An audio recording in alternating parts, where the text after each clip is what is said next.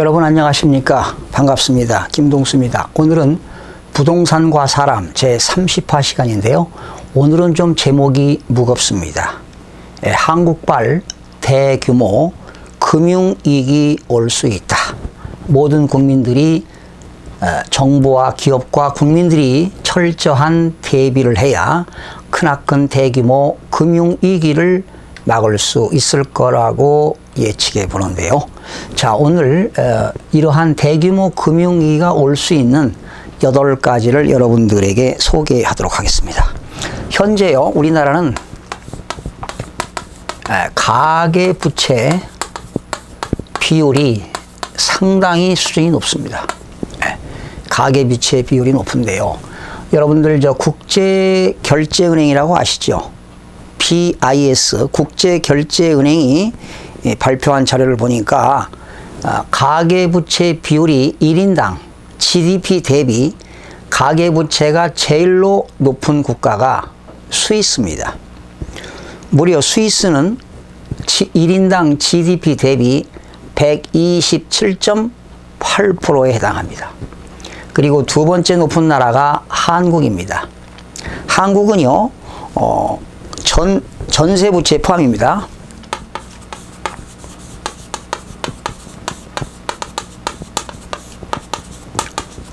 전세부채 포함해서 2200조입니다. 여기에는 전세부채가 750조입니다. 750조. 플러스 가계부채 1450조. 그러니까 임대인이 임차인에게 내줄 돈도 전세부채가 한 750조인데요. GDP 대비 한국은 127%입니다. 127%. 가계부채 비율이 127%. 스위스가 127.8%. 제일 높습니다. 사실은 스위스라는 국가는 1인당 GDP가 무려 86,385달러가 되겠고요. 현재 우리는 32,775달러가 되는데 전세부채 포함해서 가계부채가 127%, 엄청난 높은 숫자가 되겠습니다. 호주가 121.7%, 덴마크가 115.6%, 네덜란드가 105%, 노르웨이가 102.3%. 그런데요, 전세부채 불포함 시는 전세부채 불포함입니다. 포함시키지 않을 때 GDP 대비 1인당 가계부채 비율은 94.8%입니다. 전세부채를 포함시키지 않을 때는 94.8%인데 포함시킬 때는 무려 127%에 해당이 됩니다. 미국이 78.7%가 되겠고요. 일본은 57.4%, 중국은 48.4%, 이스라엘이 42%가 되겠습니다. 그래서 현재 우리나라는 1인당 GDP 대비 가계부채 비율이 상당히 높은 수준에 도달해 있다는 사실입니다. 두 번째입니다. 미국 기준금리 인상입니다. 현재 미국의 기준금리는 2%, 우리나라는 한국은행의 기준금리는 1.5%, 차이가 0.5% 차이가 나는데요. 올 가을 9월과 12월에 미국의 기준금리가 또 인상된다면 상당한 격차가 생깁니다.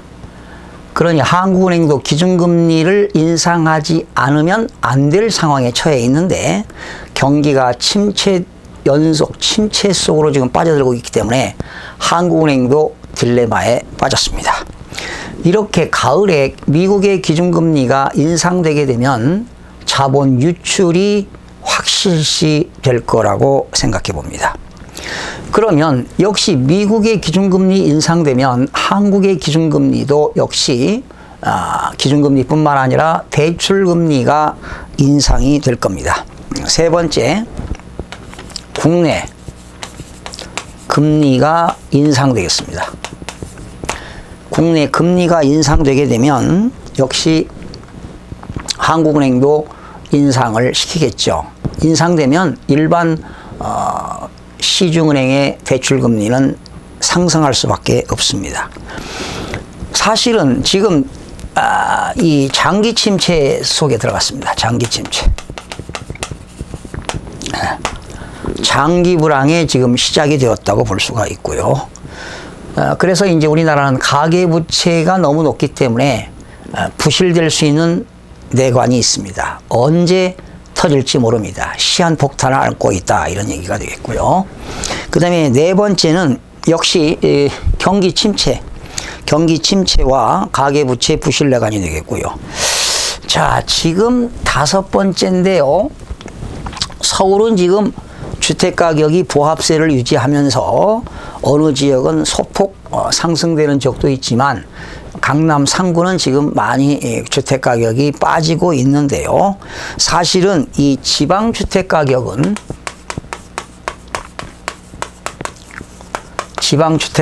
엄청나게 하락하고 있습니다.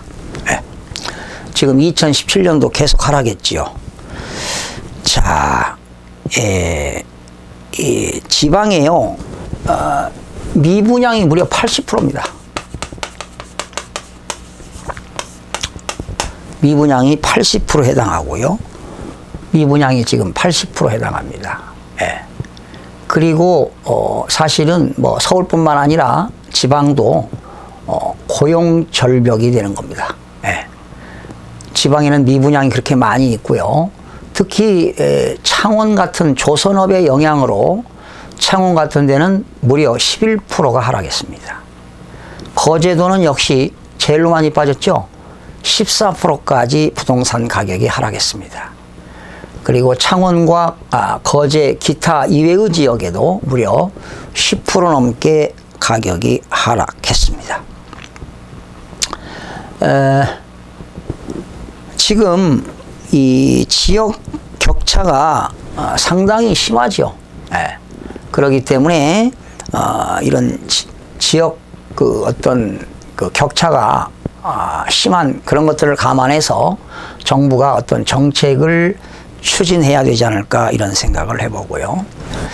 그 다음에 지금 이제 이런 상태입니다. 은행권 대출 연체율이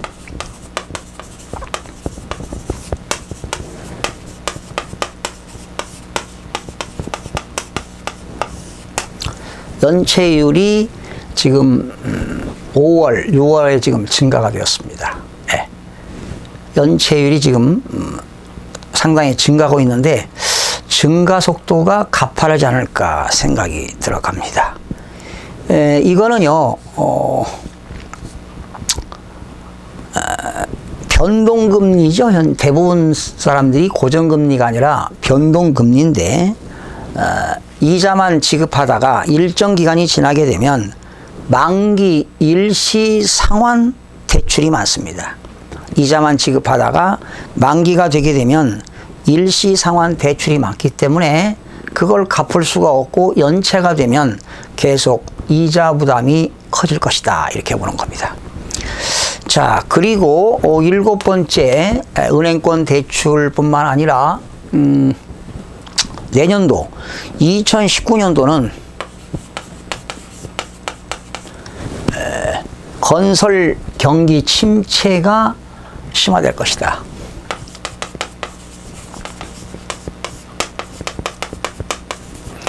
경기 건설 침체가 심화될 수 있다. 이거는 뭐 OECD에서도 예측한 바 있습니다. OECD에서도 한국은 건설 경기가 상당히 침체될 것이다. 그리고 이제 지금 대한민국은 2018년을 기점으로 해서 완전히 고령사회에 진입했습니다. 고령사회 진입.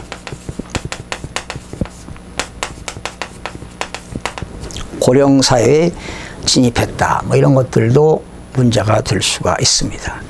요즘 사회 이슈가 되는 게 뭐죠? 미국과 중국의 트레이드 워, 무역 전쟁이 시작됐습니다. 미국과 중국의 무역 분쟁입니다. 중국과 미국 간의 무역 전쟁이 앞으로 커지게 되면 우리나라는 상당히 수출에 타격이 있습니다. 수출. 상당히 수출이 감소되지 않을까 생각이 됩니다. 우리나라는 한국 경제의 무역 의존도가 GDP 대비 무려 68%입니다. 68%. 수출, 외국에 수출하는 무역 의존도가 한국 경제의 GDP 대비 68%입니다. 특히 한국에서 수출하는데 중국에 수출하는 게요, 25%입니다. 중국에 25%를 수출해요.